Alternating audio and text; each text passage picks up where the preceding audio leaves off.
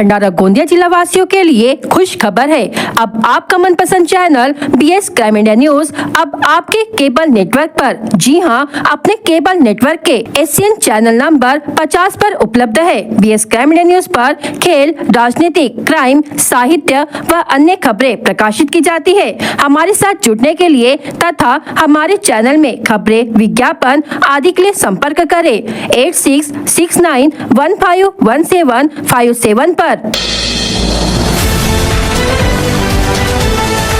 भंडारा जिले में चर्चित बच्चा बिक्री प्रकरण में नामजद आरोपी डॉक्टर नितेश बाजपेयी ने अपने ताजा बयान में खुद को निर्दोष बताते हुए पूरे मामले को साजिश करार दिया है। डॉक्टर का कहना है कि उनका इस कथित बच्चा बिक्री मामले से कोई संबंध नहीं है और उन्हें जानबूझकर फंसाया जा रहा है। BS क्राइम इंडिया न्यूज से विशेष बातचीत में डॉक्टर बाजपेयी ने कहा, मेरा इस पूरे मामले से कोई लेना देना नहीं है। जिस नवजात बच्चे की बात की जा रही है उसकी हालत काफी गंभीर थी। मैंने केवल एक डॉक्टर होने के नाते मानवता के आधार पर उसका इलाज किया। उन्होंने आगे कहा कि पैसों के लेन देन को लेकर लगाए जा रहे आरोप गलत है। उनके अनुसार वह राशि केवल इलाज की फीस थी और किसी प्रकार का अवैध सौदा नहीं किया गया। डॉक्टर बाजपेयी ने यह भी स्वीकार किया कि उनके खिलाफ मामला दर्ज होने के बाद वे मानसिक रूप से अत्यधिक दबाव में आ गए थे। डॉक्टर नितेश बाजपेयी हूँ मैं। जो ये प्रकरण लगातार आ रहा है कि हमने 10 दिन की बच्ची बेचा। पहली चीज तो वो बच्ची 10 दिन की नहीं है, वो 3.5-4 महीने के आसपास की बच्ची है और उसकी किसी प्रकार की बिक्री जैसा कोई प्रश्न ही नहीं है। यदि ऐसा हुआ होता तो हम खुद ही कोई अकाउंट में कोई पेमेंट नहीं लेते, हम कोई चेक नहीं लेते। अगर ऐसा कुछ हमें करना होता तो वो बच्ची के माँ बाप ने, जब उनकी डिलीवरी हुई तो वो बच्ची 900 ग्राम की थी और हमको लगा कि 900 ग्राम की बच्ची का बचना मुश्किल है और खर्चा भी ज़्यादा आएगा, तो हमने उनको गवर्नमेंट हॉस्पिटल रेफर कर दिया बच्ची के साथ। तो बच्ची लगभग वहाँ पे 1 महीना 5 दिन के आसपास गवर्नमेंट हॉस्पिटल में रही और 1 महीना 5 दिन रहने के बाद उन्होंने वापस वहाँ से डिस्चार्ज किया और डिस्चार्ज करने के बाद सेकेंड डे हमारे पास लाया कि ये दूध नहीं पी रही है। तो हमने सिंपली उसको एडमिट किया, मुंह से एक फीडिंग ट्यूब डाला जिससे उसको दूध पिलाया जा सके और उसका अच्छा रिस्पॉन्स आया और वो लगातार उसका वेट ग्रो हुआ। लगभग 65 दिन हमने उसको रखा। 65 दिनों का जो हमारा बिल था वो मेडिसिन, पैथोलॉजी प्लस इलाज का वो 1,98,500 था, जो कि हमने उनसे ऑनलाइन मोड पे लिया। लेकिन हमें ये नहीं पता था कि पेमेंट वो खुद नहीं कर रहे हैं, उनके साथ कोई आई हुई महिला कर रही है। अब उन्होंने इस दौरान क्या कैसे किया वो हमें समझ में नहीं आया। लेकिन जब 27/1 को वो हमारे पास से डिस्चार्ज करके गए और 3/2 को दोबारा जिस महिला ने वो बच्चा लेके गई, ये नाम आ रहा है मालती करके, वो हमारे क्लिनिक में आई और मुझे बोली कि मुझे बच्चे की डिस्चार्ज समरी चाहिए, हमको बच्चा अडॉप्ट करना है। तो मैंने बोला मैं आपको डिस्चार्ज समरी नहीं दूंगा, मैं ओरिजिनल पेरेंट्स को दूंगा, उनको बुलाइए। और उससे मैंने पूछा कि अभी बच्चा कहाँ है, तो बोले मैं भंडारा लेके चली गई हूँ। उसी बात पे मैंने उसको बोला कि ये बिल्कुल गलत है, सबसे पहले तुम लाके बच्चा ओरिजिनल मदर फादर की कस्टडी में वापस करो और जब लीगल प्रोसीडिंग्स होंगी उसके बाद तुम लेके जाना।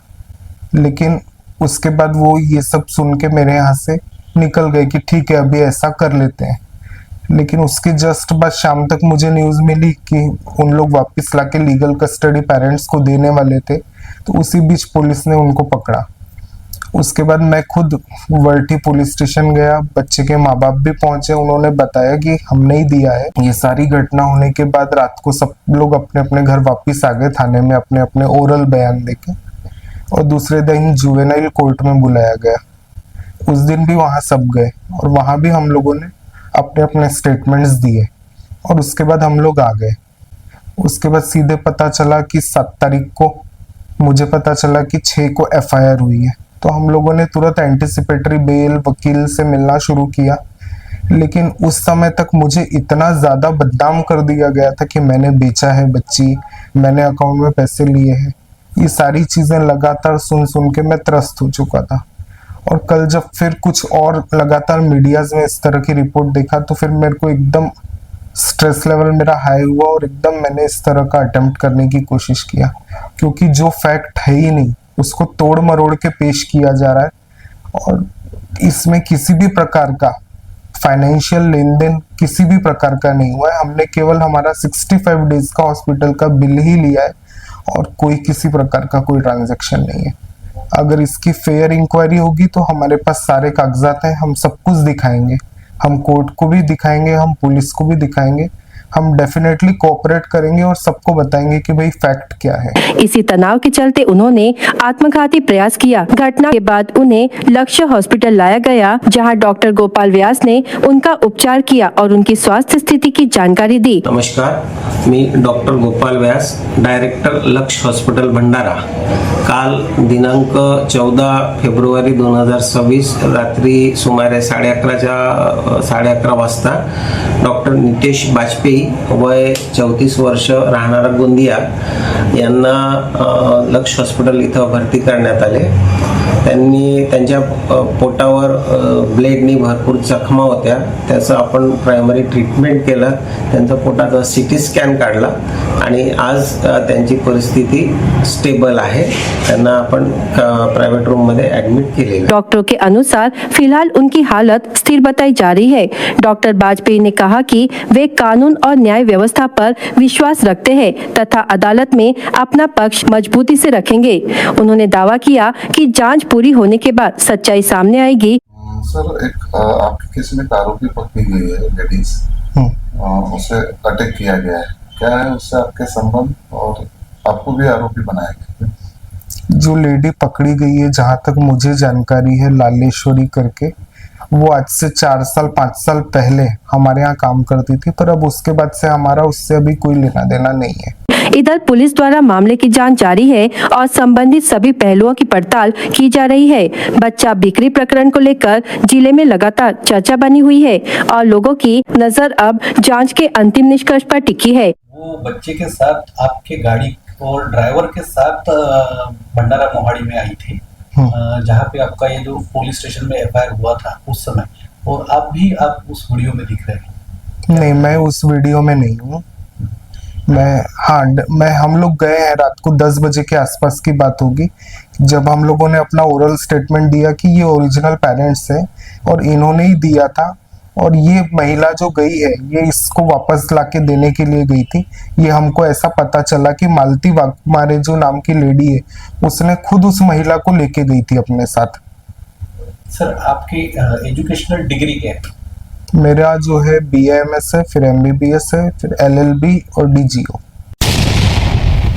भगवान शिव के दर्शन के लिए जा रहे श्रद्धालुओं से भरा ट्रैक्टर अचानक अनियंत्रित होकर सड़क किनारे खेत में पलट गया। इस भीषण हादसे में ट्रैक्टर में सवार 5 श्रद्धालु गंभीर रूप से घायल हो गए। यह घटना भंडारा जिले के तुमसर तहसील अंतर्गत गायमुख देवस्थान के पास हुई। प्राप्त जानकारी के अनुसार श्रद्धालु ट्रैक्टर से शिव दर्शन के लिए जा रहे थे। इसी दौरान चालक का वाहन पर नियंत्रण अचानक बिगड़ गया, जिससे ट्रैक्टर सड़क से नीचे उतरकर खेत में पलट गया। हादसा इतना गंभीर था कि ट्रैक्टर में सवार कई लोग घायल हो गए, जिनमें से 5 की हालत गंभीर बताई जा रही है। दुर्घटना के बाद आसपास मौजूद नागरिकों ने तुरंत मदद करते हुए घायलों को बाहर निकाला और उन्हें तत्काल तुमसर के उपजिला अस्पताल में भर्ती कराया। इस हादसे के बाद गायमुख देवस्थान की ओर जाने वाले मार्ग पर यातायात प्रभावित हो गया और वाहनों की लंबी कतारें लग गयी। पुलिस और स्थानीय प्रशासन ने मौके पर पहुंचकर यातायात व्यवस्था को सामान्य करने का प्रयास शुरू किया। पिछले कई दिनों से इलाके में दहशत फैला रहे तेंदुए को पकड़ने गई वन विभाग की टीम पर तेंदुए ने अचानक हमला कर दिया। हमला इतना खतरनाक था कि कुछ पल के लिए वन कर्मचारियों को अपनी जान पर बनती नजर आई, लेकिन उनकी बहादुरी और सूझबूझ के कारण बड़ा हादसा टल गया। इस पूरे घटनाक्रम का रोमांचक वीडियो मोबाइल में कैद हो गया है। यह घटना भंडारा जिले के लाखनी वन परिक्षेत्र अंतर्गत नानहोरी दिघोरी खेतक क्षेत्र में हुई। बीते कई दिनों से तेंदुए की मौजूदगी के कारण किसानों का खेतों में जाना मुश्किल हो गया था और खेती का काम भी प्रभावित हो रहा था। तेंदुए को सुरक्षित पकड़ने के लिए वन विभाग ने खेत में विशेष घेराबंदी कर निगरानी शुरू की थी। इसी दौरान खेत में छिपे तेंदुए ने अचानक वन कर्मचारियों पर तेजी से हमला कर दिया। खतरे को भांपते हुए कर्मचारियों ने तुरंत सूझबूझ दिखाते हुए हाथ में मौजूद बैरिकेड्स को ढाल की तरह इस्तेमाल कर खुद को बचाया। तेंदुआ लगातार बैरिकेड्स पर हमला करता रहा। वहीं दूसरी ओर से वन कर्मचारियों ने ने सही समय पर निशाना साधते हुए ट्रैंक्विलाइजर डार्ट बेहोशी का इंजेक्शन दाग दिया। कुछ ही देर में तेंदुआ बेहोश हो गया, जिसके बाद वन विभाग की टीम ने उसे सुरक्षित तरीके से पकड़कर प्राकृतिक वातावरण में छोड़ दिया। वन कर्मचारियों के साहस और त्वरित कार्रवाई से एक बड़ा अनर्थ टल गया। जनवरी महीने में कड़ाके की ठंड झेलने के बाद अब फरवरी के पहले ही सप्ताह में भंडारा जिले के लोगों को दोपहर की गर्मी का सामना करना पड़ रहा है। सूरज की प्रखर किरणों ने अभी से बेहाल करना शुरू कर दिया है। मौसम विभाग के अनुसार पिछले 8 दिनों में अधिकतम तापमान में लगभग 2 डिग्री सेल्सियस की वृद्धि दर्ज की गई है। मौसम में आए इस बदलाव ने नागरिकों की दिनचर्या पर असर डालना शुरू कर दिया है। जनवरी तक जिले में लगातार 3 महीने कड़ी ठंड पड़ी थी। पिछले शीतकाल में न्यूनतम तापमान 9 डिग्री सेल्सियस तक पहुंच गया था। सुबह और रात के समय ठिठुरन का एहसास होता था। हालांकि फरवरी की शुरुआत के साथ ही मौसम ने करवट ले ली है। दोपहर के समय तेज धूप और गर्म हवाओं का असर होता है, जबकि आधी रात के बाद अब भी ठंड बनी हुई है। दिन और रात के तापमान में स्पष्ट अंतर देखा जा रहा है। मौसम विभाग ने आगामी सप्ताह में तापमान में और वृद्धि की संभावना जताई है। अचानक बढ़ती गर्मी का असर स्वास्थ्य पर पड़ सकता है, इसलिए एहतियात बरतना आवश्यक बताया गया है। भंडारा जिले के तुमसर तहसील अंतर्गत सीतासावंगी स्थित बाजार चौक में सरपंच तथा भाजपा युवा मोर्चा जिला उपाध्यक्ष प्रकाश कुमार कमलेश टिकोड़ी ने मॉयल प्रशासन के खिलाफ अनिश्चितकालीन आमरण उपोषण शुरू कर दिया है। आंदोलन का आज पहला दिन रहा, जिसमें सुबह से ही खदान क्षेत्र के मजदूर, ग्रामवासी और विभिन्न जनप्रतिनिधि बड़ी संख्या में समर्थन देने पहुंचे। आंदोलन स्थल पर दिन भर नारेबाजी और मजदूर हितों को लेकर चर्चा का माहौल बना रहा। उपोषणकर्ता धिकोड़ी ने कहा कि मॉयल द्वारा अनुकंपा रोजगार योजना में किए गए हालिया बदलाव मजदूर परिवारों के साथ गंभीर अन्याय है। उन्होंने आरोप लगाया कि नई शर्तों के कारण मृत या मेडिकल अनफिट कर्मचारियों के आश्रितों को रोजगार मिलने में बाधाएं खड़ी हो रही है। परिवारों के साथ गंभीर अन्याय है। देताजार आरोप लगाया कि नई शर्तों के जिससे कई परिवारों का भविष्य संकट में पड़ गया है। उन्होंने स्पष्ट किया कि जब तक संशोधित निर्णय वापस नहीं लिया जाता और मजदूर हितों की रक्षा नहीं होती, तब तक उपोषण समाप्त नहीं किया जाएगा। कि हम अनुकंपा भर्ती बंद करते हैं। ये फैसला जो था, ये फैसला सिर्फ यहाँ के मजदूरों के लिए नहीं, यहाँ 9 माइल्स में जितने भी गांव होंगे, जितने भी लोग होंगे, ये सभी के साथ अन्याय करने का काम किया गया है। मुझे ये नहीं पता कि कितने लोग इस अन्याय को लड़ने के लिए मेरा साथ देंगे। अभी बोलने के लिए बहुत कुछ है, लेकिन मैं आज कुछ बोलूंगा नहीं, सिर्फ इतना ही बोलूंगा कि अगर आज हम अपने लड़ाई के लिए, अपने हक के लिए इस लड़ाई में अगर हम सहभाग नहीं देंगे, तो इसके बाद हमको दोबारा कभी मौका भी नहीं मिलेगा। मैं एक ही बात बोलूंगा कि मॉयल में काम करने वाले जितने भी लोग हैं या आसपास के क्षेत्र के जितने भी कॉन्ट्रैक्ट वर्क के लोग हैं, जितने भी कॉन्ट्रैक्ट बेस में काम करते हैं, अगर आपके साथ सही हो रहा होगा तो आप मेरा साथ मत दीजिए। लेकिन कहीं आपको अगर लगता है कि आपके भविष्य के साथ खिलवाड़ हो रहा है और आपके जितना आप मेहनत कर रहे हो, मेहनत का पैसा अगर आप लोगों को नहीं मिल रहा है, तो बिल्कुल ये लड़ाई आप सबकी लड़ाई है, ये हम सबकी लड़ाई है। और अगर हम साथ हो गए तो ये किसी की भी पॉलिसी रहे, कंपनी की पॉलिसी रहे या गवर्नमेंट की पॉलिसी रहे, आगे बढ़ के उनको हमारे सामने झुकना पड़ेगा और हमको हमारा हक देना पड़ेगा। आप सभी से, जहां तक मेरी आवाज जा रही है, जहां पे लोग सुन रहे होंगे, ये एक की लड़ाई नहीं है, ये सभी की लड़ाई है। हमारे गांव के अस्तित्व की लड़ाई है, या आप लोगों के अस्तित्व की लड़ाई है। तो गुनहगार हम उतने ही होंगे जितना हम अन्याय सहेंगे। अन्याय करने वाला जितना गुनहगार होता है, उससे कहीं ज्यादा अन्याय सहने वाला गुनहगार होता है। तो अब ये आप लोग की समझ है, मैं आज ज्यादा नहीं बोलूंगा। जहां तक मेरी आवाज जा रही है, हम तो फैसला करके बैठे हैं, हम सब फैसला करके बैठे हैं। ये आर पार की लड़ाई है। जब तक जान है, जब तक सांसें चलेगी, तब तक ये लड़ाई लड़ेंगे। बस देखना ये है कि आप में से कितने लोग इस अन्याय के खिलाफ मेरे साथ आते हैं। इतना ही बोलकर मैं अपने शब्द समाप्त करूंगा। धन्यवाद।